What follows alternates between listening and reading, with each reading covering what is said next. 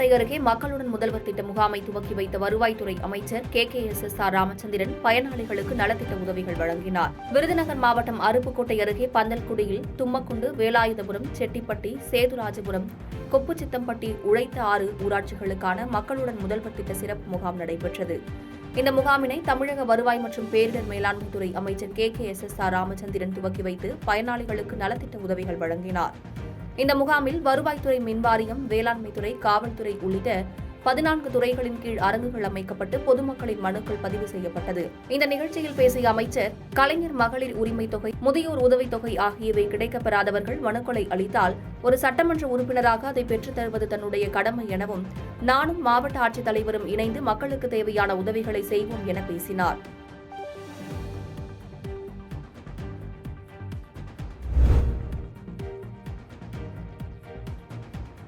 ராமநாதபுரம் மாவட்டம் நம்புதாளை கடலில் மீனவர்கள் வலையில் சிக்கிய கடல் பசுவினை மீனவர்கள் உயிருடன் மீட்டு கடலில் விட்டனர். ராமநாதபுரம் மாவட்டம் தொண்டி அருகே நம்புதாளை பகுதியைச் சேர்ந்த சேதுலிங்கம் என்பவருக்கு சொந்தமான படகில் அடைக்கலவேலு, பெரியசாமி, பரதன் ஆகியோர் மீன்பிடித்துக் கொண்டிருந்தனர். அப்போது வலையில் 2 கடல் பசு சிக்கியுள்ளது.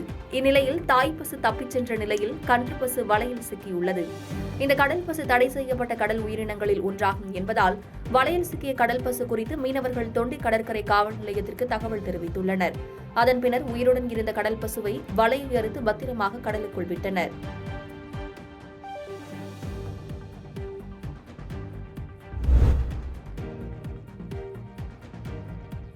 கடலூர் சிப்காட் பகுதியில் உள்ள தனியார் பூச்சிக்கொல்லி மருந்து ரசாயன தொழிற்சாலையில் ஊதிய உயர்வு கோரிக்கையை வலியுறுத்தி 11வது நாளாக தொழிலாளர்கள் காலவரையற்ற வேலைநிறுத்த போராட்டத்தில் ஈடுபட்டுள்ளனர். கடலூர் மாவட்டம் முதுநகர் அடுத்த சிப்காட் பகுதியில் தனியார் பூச்சிக்கொல்லி ரசாயன தொழிற்சாலை இயங்கி வருகிறது. இங்கு நிரந்தர மற்றும் ஒப்பந்த தொழிலாளர்கள் என 1000க்கும் மேற்பட்டோர் பணியாற்றி வருகின்றனர். இந்நிலையில் தொழிற்சாலையில் உள்ள நிரந்தர தொழிலாளர்களுக்கான ஊதிய உயர்வு கோரிக்கையை 29 மாதமாக நிர்வாகம் காலம் கடத்துவதாக நிர்வாகத்தை கண்டித்து 11வது நாளாக தொழிலாளர்கள் காலவரையற்ற வேலைநிறுத்த போராட்டத்தில் ஈடுபட்டுள்ளனர்.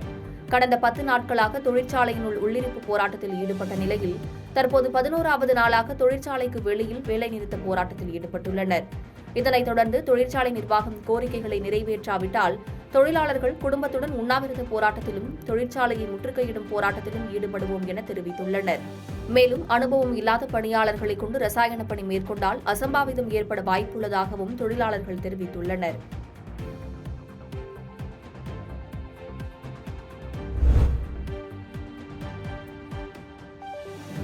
கன்னியாகுமரி மாவட்டம் தக்கலை அருகே விபத்தில் சிக்கிய 2 வாலிபர்களை அவ்வழியாக வந்த மாவட்ட ஆட்சியர் அழகுமீனா சிகிச்சைக்காக அனுப்பி வைத்தார்.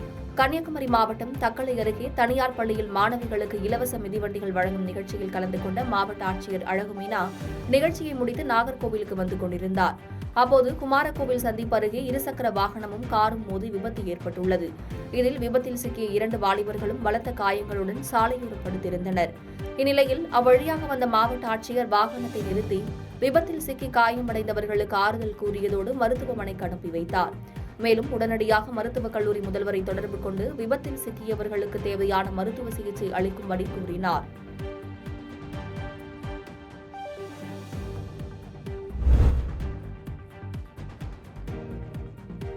வாலஜாபேட்டையில் அமைந்துள்ள கங்கையம்மன் கோவிலில் ரூபாய் 50,000 மதிப்பீட்டில் 500 கிலோ எடையிலான பழங்களை கொண்டு சிறப்பு அலங்காரம் செய்து பக்தர்கள் வழிபாடு செய்தனர். ராணிப்பேட்டை மாவட்டம் வாலஜாபேட்டை நெல்லிசெட்டி தெருவில் அமைந்துள்ள பழமை வாய்ந்த கங்கையம்மன் திருக்கோவில் அமைந்துள்ளது. இக்கோவிலில் ஆடி மாத திருவிழா வெகு விமர்சையாக நடைபெறுவது வழக்கம். அந்த வகையில் ஒவ்வொரு ஆண்டும் கோவில் நிர்வாகத்தின் சார்பில் 5 வெள்ளிக்கிழமைகளில் பணம், பழம், காய், வெற்றிலை உள்ளிட்ட பல்வேறு சிறப்பு அலங்காரத்தில் அம்மனுக்கு அலங்காரம் செய்து வழிபாடு செய்யப்படும்.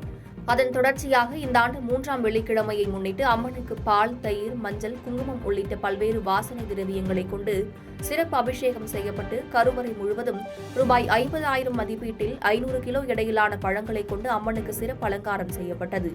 இதில் வாலஜாபேட்டை சுற்றுவட்டார பகுதியைச் சேர்ந்த திரளான பக்தர்கள் கலந்து கொண்டு அம்மனை வழிபட்டனர். பாதகம் செய்பவரை கண்டால் நாம் பயங்கொள்ளலாகாது பாப்பா, மோதி மிதித்து விடு பாப்பா, அவர் முகத்தில் உமிழ்ந்து விடு பாப்பா. அண்மை செய்திகளை உடனுக்குடன் தெரிந்து கொள்ள இணைந்திருங்கள் இயம்நாடு தொலைக்காட்சியுடன்.